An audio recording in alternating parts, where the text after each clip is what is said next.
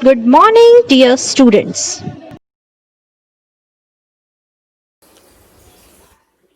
Our next method of separation is sedimentation, decantation, and filtration.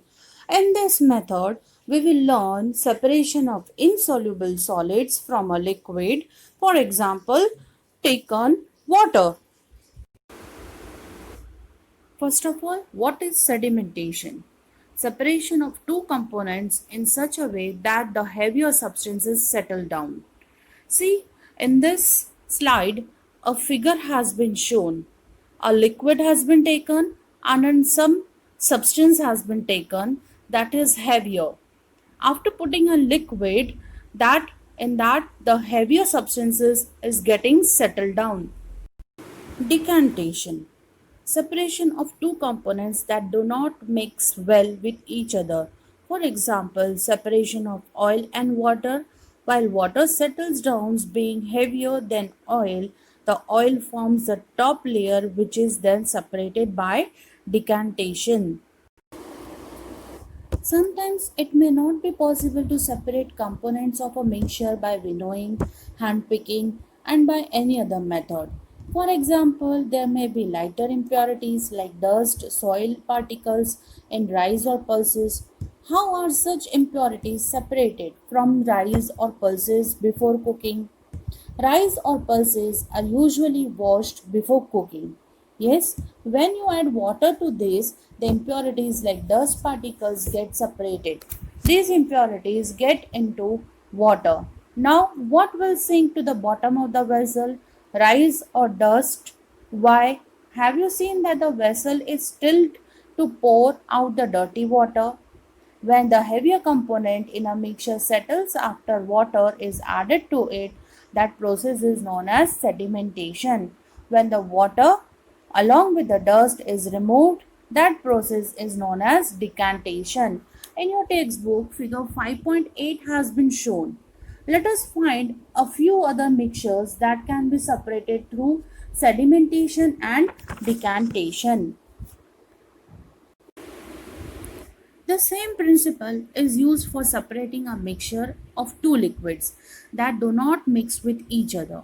For example, oil and water from their a mixture can be separated by this process. If a mixture of such liquids is allowed to stand for some time, they form two separate layers. The component that forms the top layer can then be separated by decantation. Let us again consider a mixture of a solid and liquid. After preparing tea, what do you do to remove the tea leaves? Usually we use strainer to remove tea leaves. Try decantation, it helps a little. But do you still get a few leaves in your tea?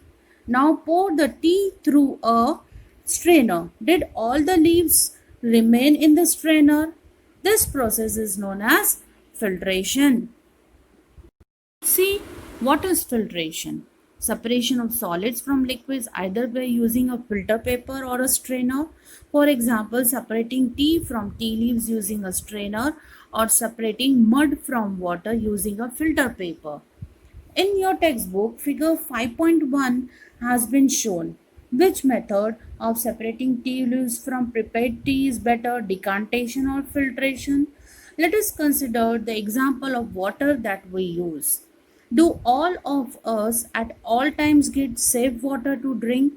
Sometimes water supplied through taps may be muddy. The water collected from ponds or rivers may also be muddy, especially after rains. Let us see if we can use some methods of separation to remove insoluble impurities like soil from the water. Activity 5 has been shown in your textbook. Collect some muddy water from a pond or a river. If it is not available, mix some oil to water in a glass. Let it stand for half an hour. Observe the water carefully and note your observation. Does some oil settle at the bottom of water? Why? What will you call this process? Now, slightly tilt the glass without disturbing the water.